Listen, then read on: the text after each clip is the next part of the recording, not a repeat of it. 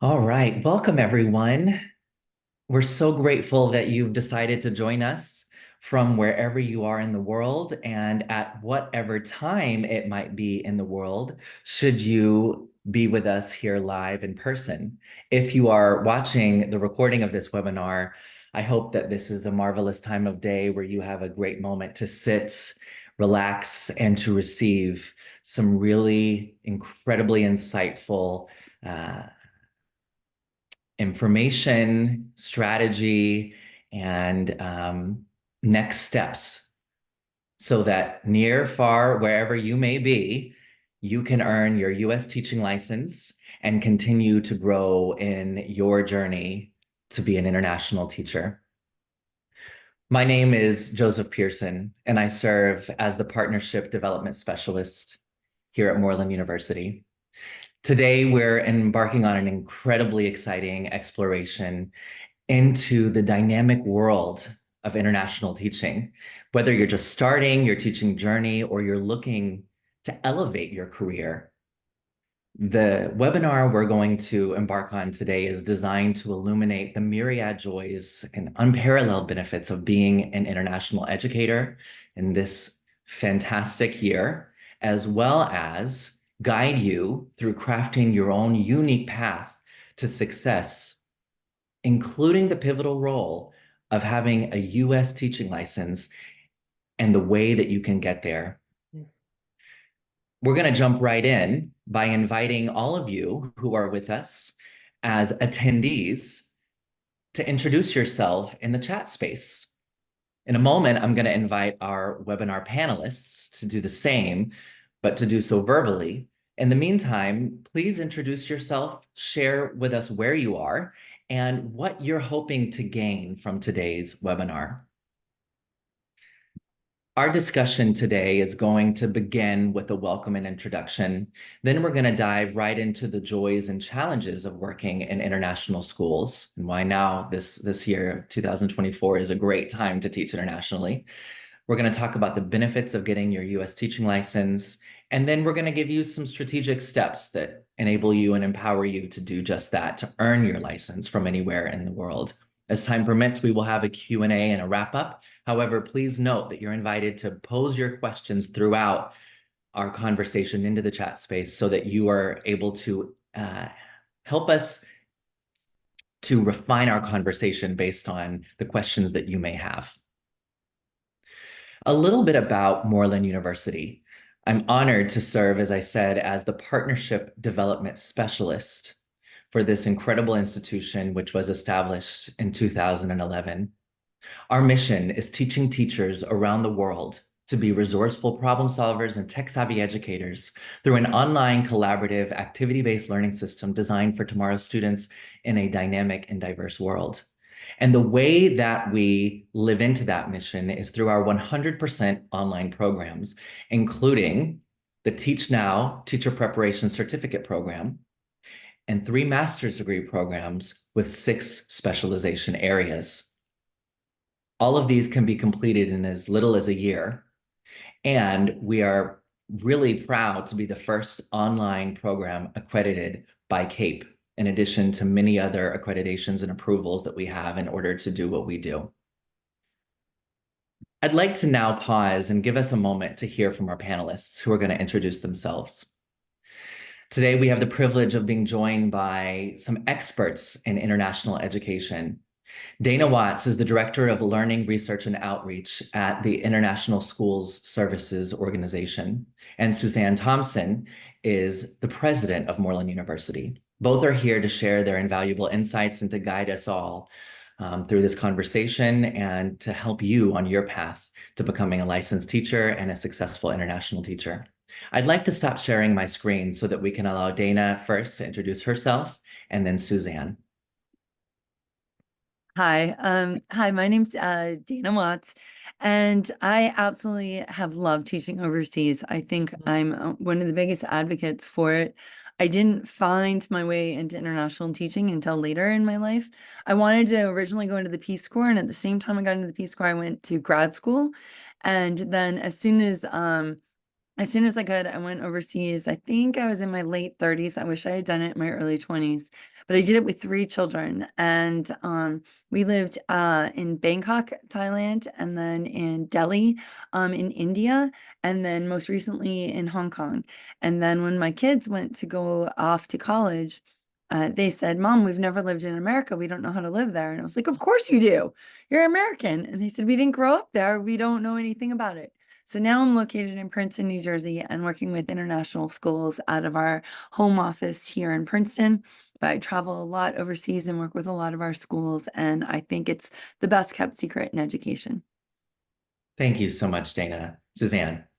Oh, that was so much fun to hear about that, Dana. Thank you for sharing. Similarly to Dana, I am a huge advocate of teaching anywhere in the world.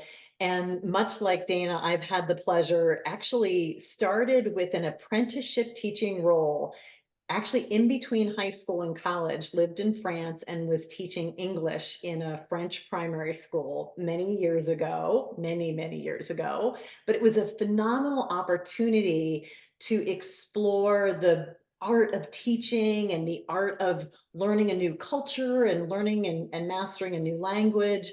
My husband and I have had the privilege of living and working in the UK, lived in London, absolutely loved interacting with educators and teachers in primary and secondary schools in the UK. And when I was teaching back in the mid 90s, I had the opportunity through the Pennsylvania State Department of Education at the time to do a teaching exchange in Australia. So had the absolute privilege of teaching in the Currumborough Secondary College. And I actually taught US history, which was an amazing experience as a American citizen teaching US history to non-US citizens. Was a really fun experience. The questions from my students were absolutely brilliant. And I also had the chance to teach home economics and industrial arts and just had an amazing time and learned so much. And I feel like all of those global experiences, as I brought them back to the US environment, have helped me to be more culturally responsive, more aware, more in tune and engaged, and helped me help my American students in my American classrooms think differently about the world. So it's I've been honored. Probably much like Dana, if somebody said to me, "Hey, would you like to go live here?" I might jump at it again. I've been so fortunate to have learned so much throughout my years working internationally. I'm very grateful to all of the international educators I've had the pleasure of working with. Thanks, Suzanne. Usually, I would transition immediately into our conversation, but I am going to actually share a little bit about myself, for I'm going to be sort of contributing as a panelist slash moderator in today's conversation. I did live, study, and teach teachers in Yucatan, Mexico, for over a year as sort of the beginning of my journey into teacher preparation. And in addition, because Morland University serves teachers around the world in more than 165 countries, in my role, I've had the honor and the privilege of traveling to Kenya and Uganda and Guyana and Belize and Guatemala and Suriname and myriad different parts of this wonderful planet to represent Moreland and most importantly, to engage with our community of alumni. And in that capacity, I enter this conversation as Suzanne and Dana have already stated, as an advocate for international teaching and a staunch supporter of international teachers. Over the next hour, everybody, you're going to gain some invaluable insights from these panelists and learn about the tangible benefits of securing a US teaching license as a part of your career path in international teaching. This is your moment to connect with the experiences of these panelists, so I do encourage you to use the chat space as we dive into our conversation. But let's get going.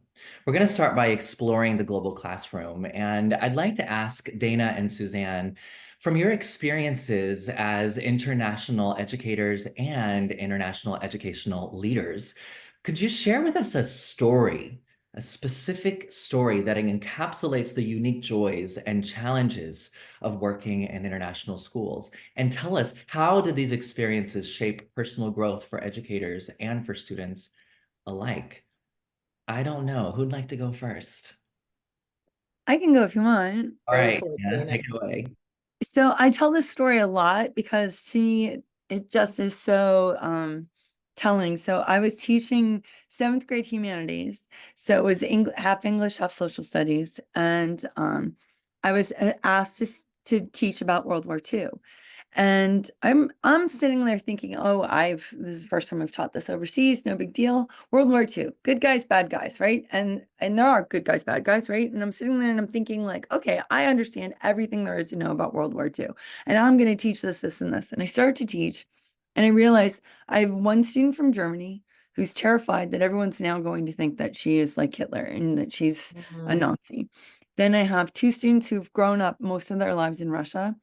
I have a handful of students from England, and then I have a handful of students from Japan, one whose grandmother lived through Hiroshima.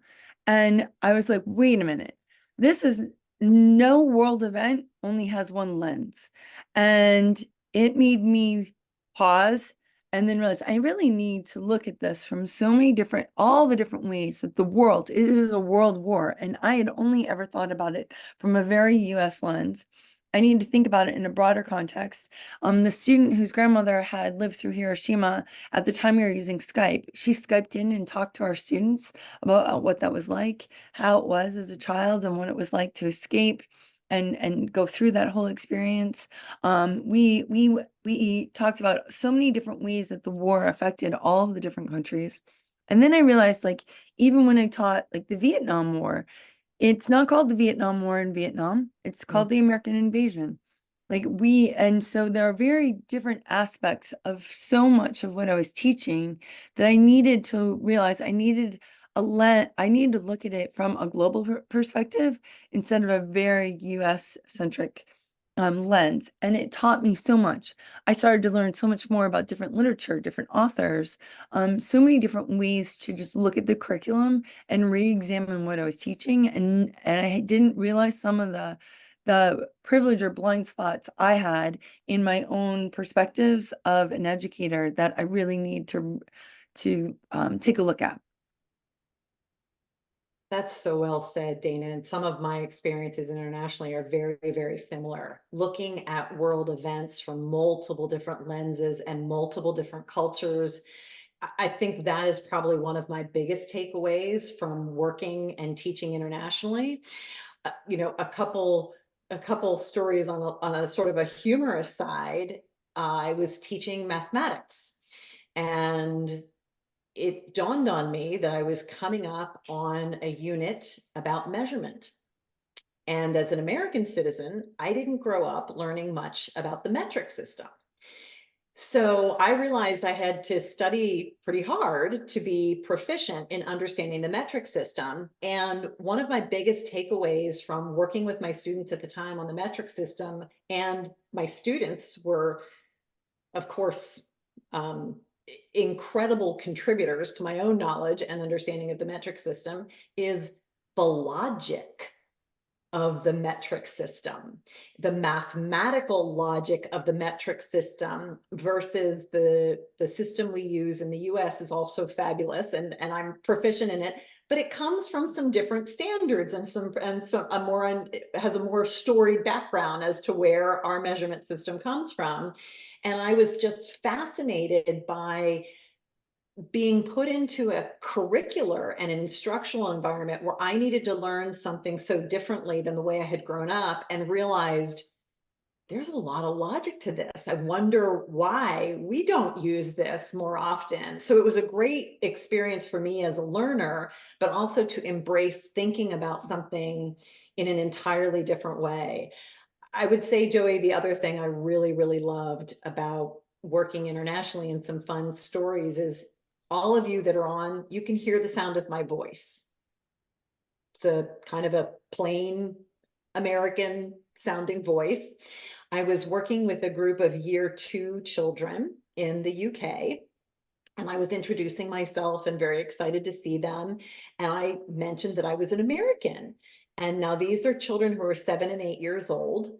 And they said to me, "Oh, you're not an American." And I said, I wonder why they don't think I'm American. And I said that. I said, "Why don't you think I'm American?" And they said, "Well, you don't sound like an American."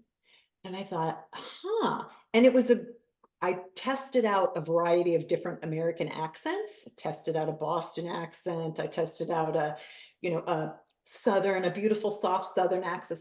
When I got to a kind of a good old cowboy accent, then they told me that I sounded like an American. So it was a wonderful reminder of how beautiful the voices sound of all the children that I'm working with and all the educators that I'm working with around the world. And I just, that was one of my cherished experiences, getting to know people and their culture and their background and things that make them, unique and special. And one of my biggest takeaways, I would say, Joey, in stories about working internationally, and I always want to do a shout out to all of my Egyptian colleagues and teachers in Egypt. I felt so connected. We had way more similarities than we did have differences. And we found points of community. We found points of intersection. We found points of shared joy and shared values. And that was it felt like such a good way to be part of humanity and such a good way to be part of a common bond across humans around the world. So joyful experience all around. Well, If I can tag team onto that, I would say that one of the best things I've ever done is, when you're teaching overseas, in addition to the amazing students that you work with, it's the educators who have backgrounds from all over the world. So, like, one of my favorite things to do is to ask if I can sit in the back of their classroom. And I had lucked out the first year that I started teaching in Bangkok. There was no office space for me. So they would just tell me to go sit in the back of people's classrooms and I would put earbuds in. I never turned them on. And I would listen to all the different styles of teaching, whether it's a teacher from Britain, it's a teacher from Thailand, it's a teacher from New Zealand. All the different teaching strategies made me a much stronger teacher. I knew the pedagogy that I had been taught by and what was very traditional in the US. And when I started to learn from them and all the different methodologies, oh my gosh, my world opened up. And so, in addition to meeting amazing people, it expanded my practice quite a bit. Well said. Mine as well, Dana. Well, and the perspective that I can bring is a slightly different one. I have had the honor of working with the International School of Uganda over the course of the past few years to empower their local educational staff, meaning those Ugandan folks who serve in the International School of Uganda, to be able to elevate their careers by continuing their professional growth by earning a US license with Morland, because they can do that while working as teaching assistants. And from that journey of earning their license, they become or have the opportunity to become licensed educators who are lead teachers in that school or anywhere around the world. And so my wonderful friend, and I love that I can call her my friend, Liz, was a teaching assistant in that school who contacted me, must have been maybe 4 years ago, and said in an email, "Joey, I would love to be able to earn a US license, but there is just no way that I could do that, given the difference in economical resources available, given the currency differences, all sorts of challenges associated with being able to have access to that opportunity." So she and I together worked to devise a way that we could get her international school to pay for her professional learning and growth and development, to fund her in being a candidate in the Teach Now program to earn her license. And to make a very long story short, and it's a great story, so I don't know if I should, but I'm going to make it short. Last fall, the culmination of all of our work was in the third year of this partnership that we have with the International School of Uganda. I was invited to come out, and I spent a week in the school delivering in-person professional learning to the staff, and importantly, enabling and empowering Liz to then come with me to Kenya, where she was engaging with school leaders around the world, finding opportunities to move Wow. and transition to be an international teacher somewhere else and living into her passion for special education. Now, she actually was offered a full-time role at the International School of Uganda because they said, we can't lose you. But I will tell you, they're prepared to allow her to go anywhere in the world by recommending her, by supporting and loving her, because the international school experience isn't just serving folks from the United States. And I know that we as a panel are US based folks, but international school teaching also serves and benefits and empowers Mhm. folks from around the world who want to become teachers and then transition into teaching from their home country to myriad other countries around the world. And that really is how international teaching also empowers the growth of educators from around the world. True. So then I guess the question becomes, how do those experiences and the ways in which teachers grow and have the opportunity to move around to different countries, how do they shape students? How does international school um, and the ways in which teachers bring all of that diverse experience impact students and create in them the skill set and the mindset to be successful in a diversifying, globalizing world? Suzanne, do you have any thoughts on that? Yeah, it's a really good question, Joey, and I'll address it through a little bit of a contrast, which I think is interesting. Um, all of the times that I've interacted outside the United States in international schools, one of the most obvious dynamics that I had the joy of being a part of was a very diverse community. Diverse in terms of cultural backgrounds, diverse in terms of native languages, and many of my students spoke multiple languages, had families who were traveling and working in different countries around the world. So my classroom in front of me might have been made up of children from India, children from the UK, children from Australia, children from China, from Southeast Asia, from Canada, from South America. So immediately my students were more comfortable and open to an environment of great diversity because that's what they knew. They knew a classroom environment where people came from all different places around the world, and they didn't even think about it. It was very natural, it was very normal to them. And when I went back to the US, the area that I lived and worked in was more of a homogenous community. There was much less diversity, and it was a very interesting contrast for me to realize, my students in the area of the US that I was living and working, they just weren't exposed to that kind of rich cultural experience. They weren't exposed to the diversity of languages. They weren't exposed to the diversity of cultures. So I felt very passionate as an educator to help open their eyes so that they could learn to be comfortable and confident and aware and open to different kinds of people from all around the world. So for me, Joey, it was I loved being in an environment that was very diverse and recognizing how beautifully people connect very naturally when they're in a very diverse environment. But I also appreciate that if you're not in a diverse environment, it's maybe daunting to be in a diverse environment because you haven't experienced it. So you haven't developed a comfort level. And so for me as an educator, it helped reshape my thinking about embracing all of the unique strengths and skills and wonderful characteristics of my students that were coming from all around the world. Well, and I appreciate and acknowledge that. And I think that there's, in addition, one other layer that Dana has already alluded to, but I'm gonna ask you a question, and I'm hoping I'm not gonna put you too much on the spot here. But you and I, Dana, have talked in the past about this concept of third culture children, Mhm. right? And I think when you spoke to your own children's experiences, you almost gave us an example a textbook definition of what that is, right? And I wonder if, as we think about this question that I posed around how international schooling shapes students, maybe we could talk a little bit about the challenge that Suzanne is alluding to, and how third culture children and adults alike are sort of a product of the world of international schooling.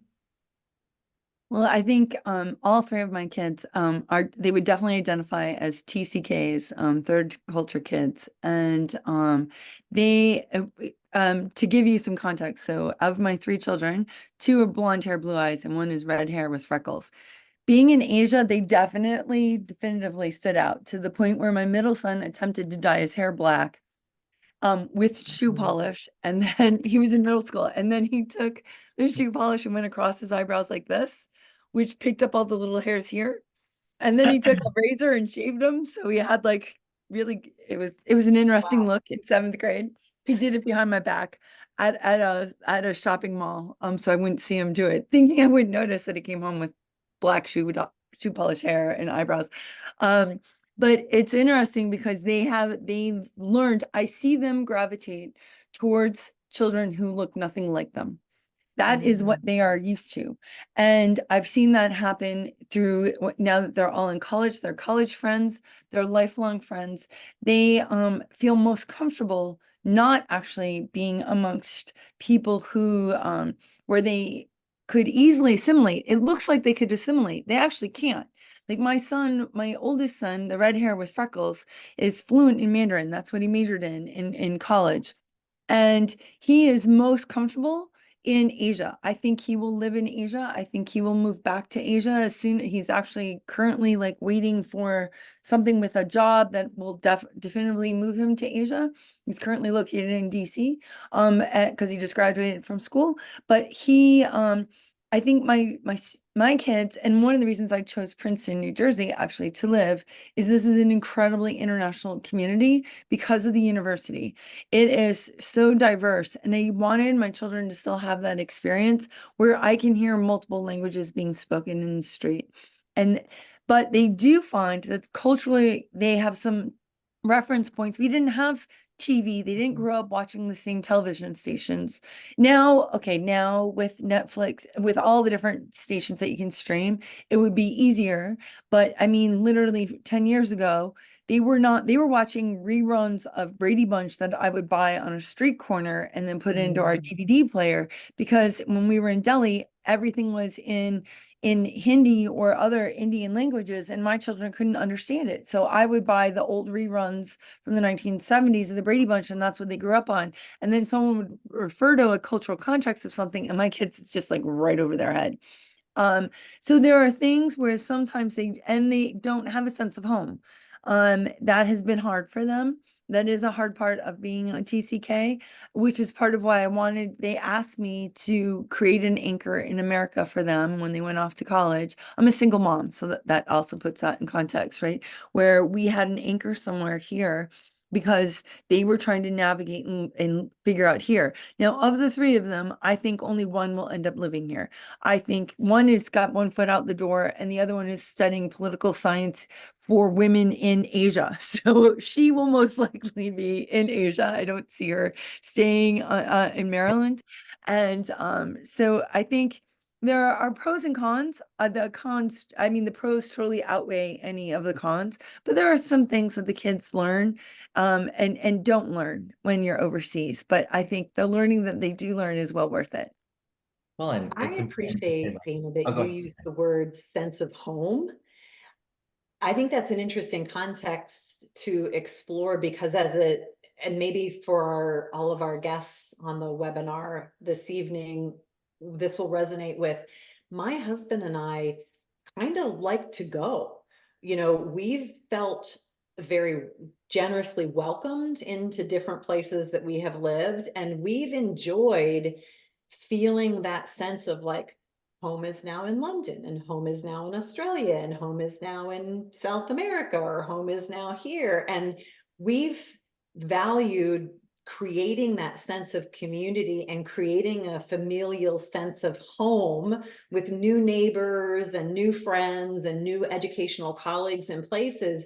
And I'm sure, to Dana's good point, there's pros and cons for everybody, and everybody has their preference. But I think something that I actually loved, and my husband did too, about working and traveling internationally, was that feeling of being a part of a community. And I never missed, quote unquote, home per se. Like, I didn't miss living in any particular area. And that for me was such a inspiring part of working and living internationally. I feel like we could pick up and go tomorrow and be able to embrace new people in a new area. So I think that while I have deep respect for people who want that sense of being rooted in an area and want that sense of community, at the same time, there are others who get really excited about traveling and exploring different places and feeling like home is many places in the world.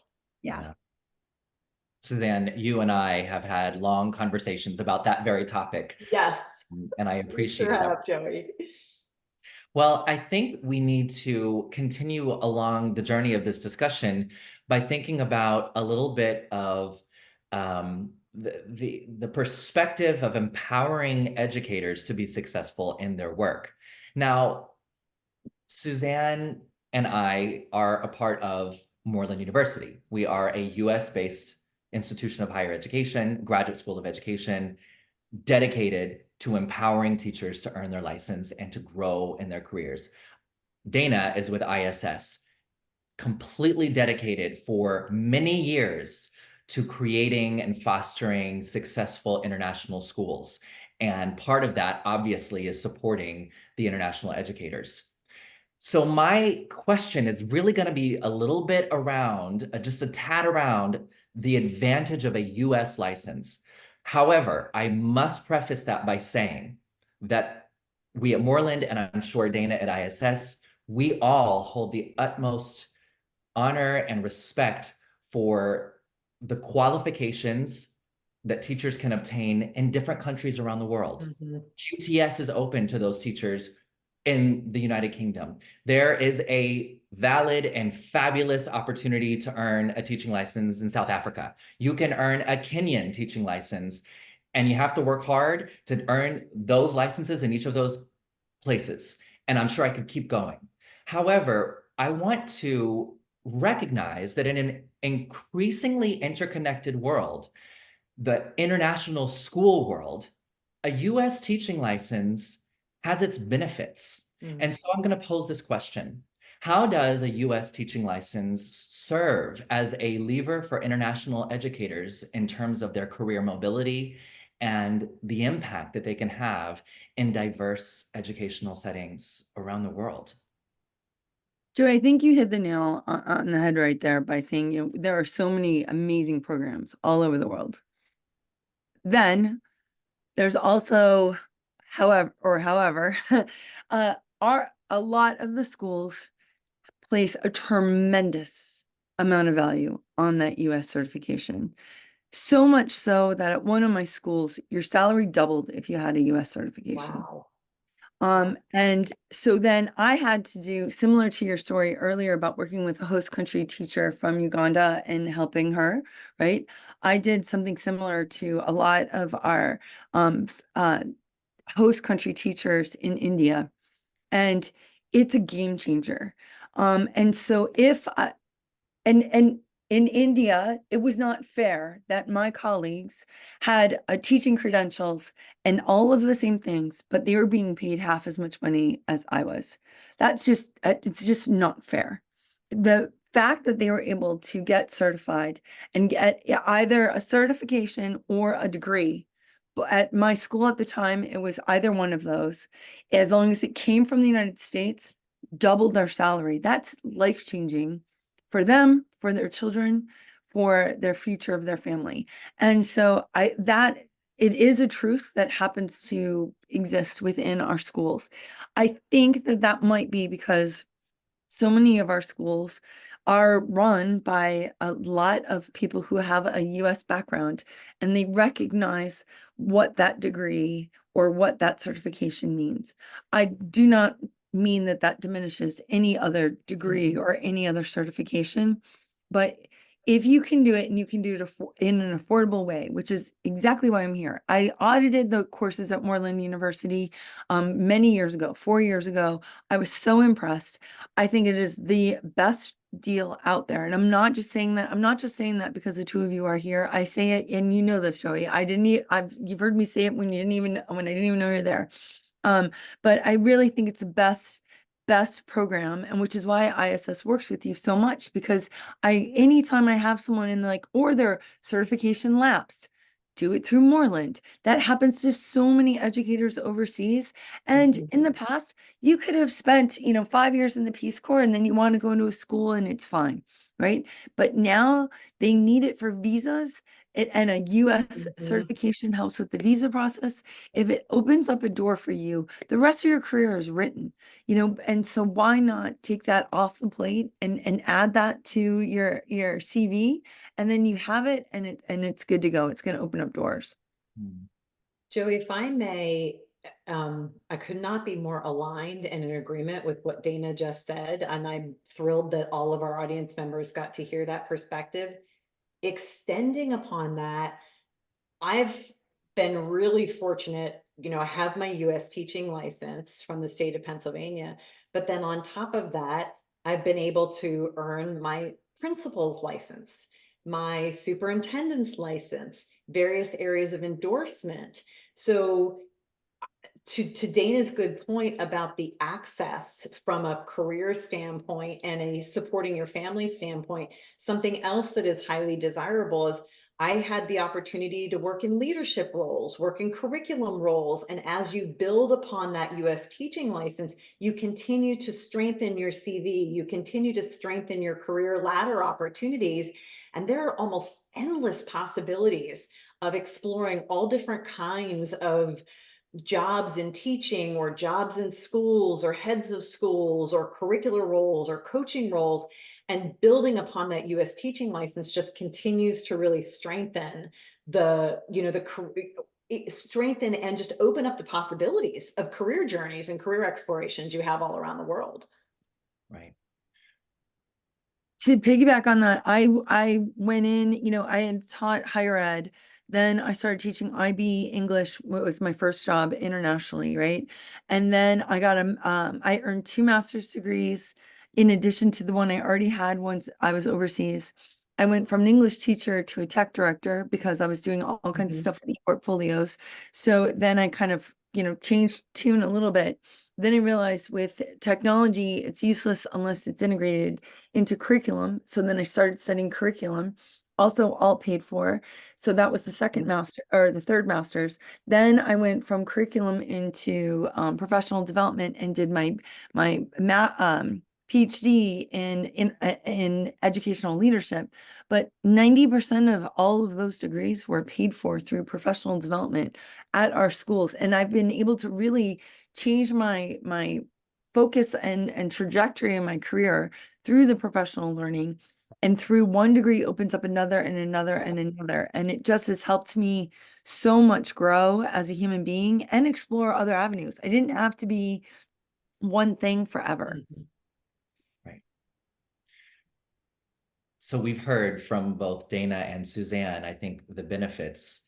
I just would add one other layer, which is having a US teaching license in addition to whatever license you may have from your home country only incredibly empowers you with multiple perspectives about what good teaching and learning look like.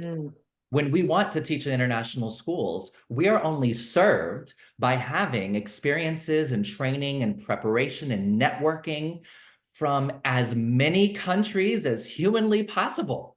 For our perspectives as citizens and residents of those countries are highly valuable. And as much as our training and background and degrees and professional experiences in those countries, empowering us to be better collaborators, better educators, better community members in our international schools. And so to summarize what we've heard thus far around the benefits of the US teaching license, we've heard that Typically, an American international school is going to require a US teaching license, typically. Now, I encourage you to reach out to any schools where you'd like to obtain a teaching position, and I encourage you to visit ISS and take advantage of their EDU recruit platform through which you can engage with incredible professional development that Dana leads and designs, and you can be connected with job opportunities and recruiters directly through ISS. And what you're going to notice is that a US license is an incredible asset to that journey. Second, higher salaries. As Dana has alluded to, you can see your salary double with a US teaching license. And then finally, the perspective that I've just added, a US teaching license empowers you to grow as an international teacher. And I say that with a couple of perspectives, right? Of course, an international teacher at an international school, but an internationally, globally minded teacher, opening up doors for a more effective collaboration and enhancing your career opportunities. With that being said, we don't have much time left, but I do think we have the time to chat through a little bit of the logistics. So I'd love to talk about navigating US certification abroad and navigating professional learning abroad in general. Given that we've got Dana here, it's incredibly important that we talk about how international teachers can be the leaders of their own professional development from wherever they are with the resources available. So how do US licenses, or let me rephrase that, how do international teachers have access to earning a US license? Suzanne, would you mind talking to us a little bit from the Morland University perspective, since this is what we do? Yeah, absolutely, Joey. And it's such a pleasure. Quite frankly, about 60% of our candidates, our students at Morland University, do live outside the United States. So we serve an incredible amount of people who are working in international schools or working in a variety of different types of schools around the world. And something that, Dana mentioned that I'm so grateful for is our program is designed to be accessible to anyone in the world. We're available 24/7, 365. We have cohorts starting all the time, all year long, at multiple different times of the day and night to address different time zones. We've got faculty located all around the world. And I think a beauty of our cohort model and the synchronous, asynchronous part of our program is that the program is entirely accessible to anyone around the world, and we're creating a sense of community.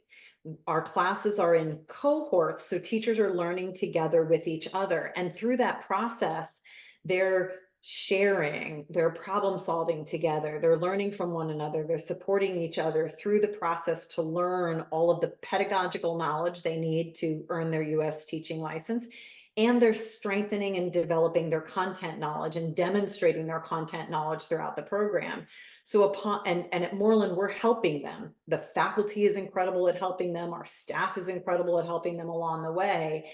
And we also support our candidates in taking the state licensure exams, potentially the Washington, D.C. licensure exams, so that they can successfully apply for that teaching license. But we really walk them through that process. I did put in the chat, and Dana put a fantastic link in the chat as well too. I put the link to requesting information at Morland University as well, because there's a couple good questions in the question area asking about, how do I access this? How do I sign up? How do I enroll? And I would encourage anybody, feel free to click on that Morland link and share your contact information with us. And one of our admissions counselors will be in touch with you right away to give you a step-by-step explanation of what does it mean to enroll at Morland.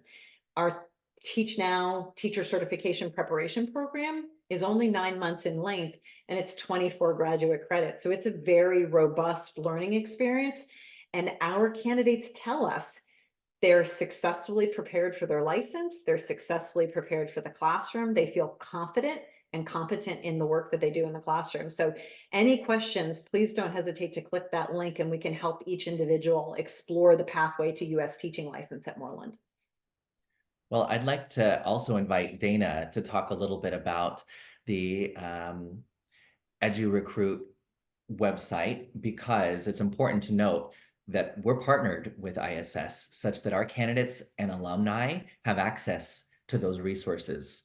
And Dana, could you speak to us a little bit about the importance of accessing continual growth and professional development for international teachers and the way that ISS enables that to happen? Sure. So through your profile, if you decide to recruit with us, there are many different recruitment agencies. We are the oldest. We've been around over 65 years, and we're one of the largest. But I don't want to necessarily, I just want people to come out and teach and teach overseas. But because of our relationship with Morland, you get a free profile. And so you can sign up, set it all up. And then you also have access to a bunch of our professional learning courses for free that also then prepare you to best interview for international schools. So it gives you information about what's it like to teach overseas, what kinds of questions will they ask you in an interview that is different than perhaps if you were in your own home country. Because they might ask you, how many children do you have? Are you married? You'd never be asked that question in a regular job interview, right? But they have to get visas and housing for other people in your family, and things of that nature. We also try to make sure that you're up on any terminology and nomenclature that is used and unique to the international school environment and things of that nature. And then what's also nice is we've linked, because I'm a proponent of e-portfolios, we've linked your professional learning with your profile. So any learning that you do with us, then it also shows. And so a recruiter is then seeing if you are super active in something, whatever field it is that you're interested in, you've taken a ton of courses on diversity, equity, and inclusion, then maybe you're someone to help lead that at the school, right? Or if you're taking a bunch of courses on standards-based grading and reporting, that shows an interest in me. And if my school is looking for someone to help us, and I know we're transitioning to standards-based grading and reporting, I now know and I can see some of that on your profile. So it's just how learning and who you present, who you are, is also then showcased in a digital footprint kind of what you've actually been passionate about. I'm guessing that our attendees here, I'm guessing that one of the things you heard from Dana's comments is how much we at Moreland value this partnership, because there's incredible linkages, being able to recommend people. Let's have you connect with ISS. Let's look at their resources. Let's help support you in your journey to become an international educator. I was working a number of months ago with two American citizens, a couple that was really curious about teaching abroad. And I am so grateful because I had them connect with ISS. They came back and went, oh my gosh, we learned so much, because they had a million good and understandable questions about what it would like to be teaching internationally. And ISS just did a beautiful job of embracing them. They set up their portfolios, they found job opportunities, they learned about different places to teach, they learned from different people around, and they felt so supported in their quest to understand, well, what would it be like to teach internationally? And I'm just so grateful to Dana and everyone at ISS for this partnership, because to Dana's good point, we want to help teachers, and we want to help teachers feel a sense of inspiration and excitement in their career journey, wherever that journey takes them. Right. Exactly. I may get in trouble for saying this, so I'm going to be bold and share that this past December, I was with Dana in New York City at one of ISS's 3 annual in-person job fairs. And Dana, it's 3, right? You have Atlanta. Well, it's going to change this. Atlanta, New York, and DC. Bangkok. We're going to DC. Next year we're going to DC. Yep. Yeah. Oh, and you better believe you're going to have a whole gaggle of Moreland folks there in support. Absolutely. I'm going to see if I can get Suzanne to co-lead some professional development with me. So this is the boldness, though. A Moreland current candidate, came to that job fair because Dana and her team generously paid for her hotel in one of the most expensive hotels in New York City and her attendance to the job fair, neither of which are inexpensive. But because of our relationship as two institutions, she came and joined and was able to participate. And here's where I might get in trouble. She was worried because she didn't have her license yet. She said, I can't get a job because I don't have my license. And I said, I am going to do whatever it takes. We're going to get you a job. So I hand walked her into some places I'm not supposed to be over with the recruiters, but I said, I got to introduce you to my friend and colleague who is, and we got her like 6 interviews, and I just heard Wow. from her a week ago that she has signed a contract and will be teaching at an international school. I'm not going to say where, I don't want to give details, but I will tell you that it is a prestigious international school. Wow. While she completes her teacher preparation program, she has gotten a job, and it's because of something we've been alluding to throughout. Moreland University, ISS, all of these organizations in support of international teachers are a part of a global network of support and love and encouragement and advancement and development. And when you get involved with one of us, you're involved with all of us. And so we are so honored that you've chosen to become an international teacher, or you're thinking of becoming an international teacher, and that maybe Moreland and or ISS can be part of that journey with you. I totally agree. And I feel like I do love going to recruitment fairs. And I actually am not on the recruitment team, but they Neither am always I. let me go because I feel like it's like speed dating, right? But you Yeah. want to meet, you want the right person with the right school. Because if you land if it's not the right fit. And so I love hearing people about what they're passionate about and what they're looking for. And often they're looking for big name places, which may not be the right fit. Right. And I try to really get to know the heads of school and what the school community is like. I actually earlier today was talking to a head of school, a school I had never even heard of, didn't even know where it was in the world. And I walked on that campus and I have never felt more at home. And I told the head of school, I said, I have never felt that welcomed in a school in my entire life. Like what you've created such a community there. So now when I go to talk to a school, to a candidate who's looking for a job, I am more than happy to say, you know what, if this is your first place, you have just blown it out of the what do you call it, woodwork or whatever, Right. because like then you're gonna feel like you're a part of something, and so it is about the right fit, Mm. and if you get that the first time, the rest of your career, you're just great. Well, and it leads me to one brief other story that I was in Kenya connecting with other ISS colleagues on a bus going from I don't know where to I don't know where.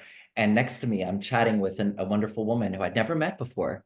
And I said who I was. And she said, Oh my God, I'm a Moreland alum. And she said, and I just signed my contract for my first job as the head of an international school. Wow. And Wow. Dana, I'll just tell you, you all found her that role and published a big article about her, as you do with all of your international Mm. heads of school placement. Again, not gonna trying to not respect people's anonymity. I don't want to put them on blast because I know we're recording this, but just, these conversations, I think it's important to highlight the outcomes as well as the journey.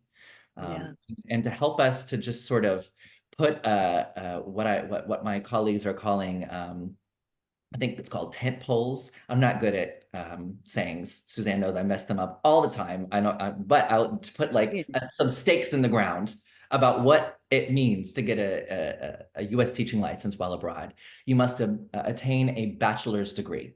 And generally speaking, this is a 4-year bachelor's degree from an accredited institution of higher education from many countries around the world. It does not have to be from the United States. And Moreland University will work with you to determine if your degree meets the requirements and all the processes necessary to be able to have that approval process to make sure you've got the bachelor's degree.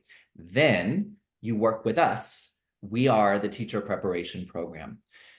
Enrolled with us for 9 months, leading to you then demonstrating your subject knowledge through the passing of a licensure exam, which you can take again online from anywhere in the world.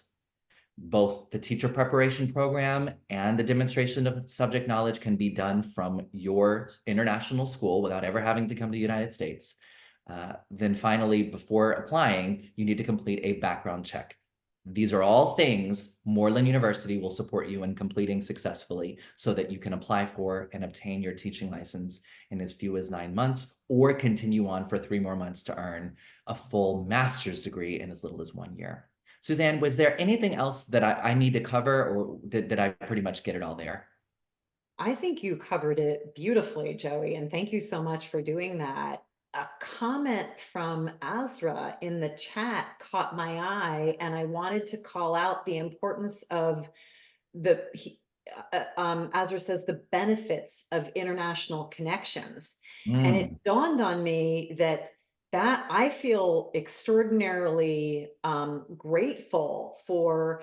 If I decided at some point in time, and I'm not, I love Morland and I'm honored to be here, but if I wanted to make a career change, or if I wanted to think about different roles in different places, that international connection, I feel so blessed that I could reach out to colleagues in the UK or colleagues in Australia or colleagues in different parts of the world and say, I'm thinking about this, or I'm thinking about this. So you feel like you have this incredible network of people all around the world, and educators are super supportive of each other. As a matter of fact, next Tuesday, really early in the morning, one of my former colleagues from the UK and I are connecting just to catch up and find out what, she's doing in her career path and look for synergy. So I love the fact that I saw Azra's words there. Benefits of international connections is, creating a network of wonderful, genuine, authentic connections with amazing people around the world. And it just makes you feel so humbled and grateful for the strength of your educator colleagues all around the world. Right. Thanks for that, Suzanne. Well, on that note, I'm going to go ahead and put my contact information into the chat space, and encourage you, should you have any additional questions, or if you would like to connect to discuss your work and or your intentions around international teaching, please reach out to me and I will make the appropriate connections. I know Dana is always available for support, and I can connect you with someone from her team if there is a need for support there, and I can work with you if you need to learn more about the teacher preparation program or are interested in learning more about that. It has been an absolute joy to be with you, Dana. Thank you so much. And always with you, Suzanne. Thank you for being here. On behalf of Morland University, on behalf of the thousands of alumni who have graduated and gone on to earn their license and to be teachers around the world, and on behalf of our incredible partners like ISS, I thank you for your time and your commitment to your own professional growth and advancement and spending this hour with us. And I wish you all the best in your journey in international education. Bye-bye, everyone. Bye, everyone. Thank you. Hi, everyone. Thank you. And thank you, Joey and Dana. Thank you.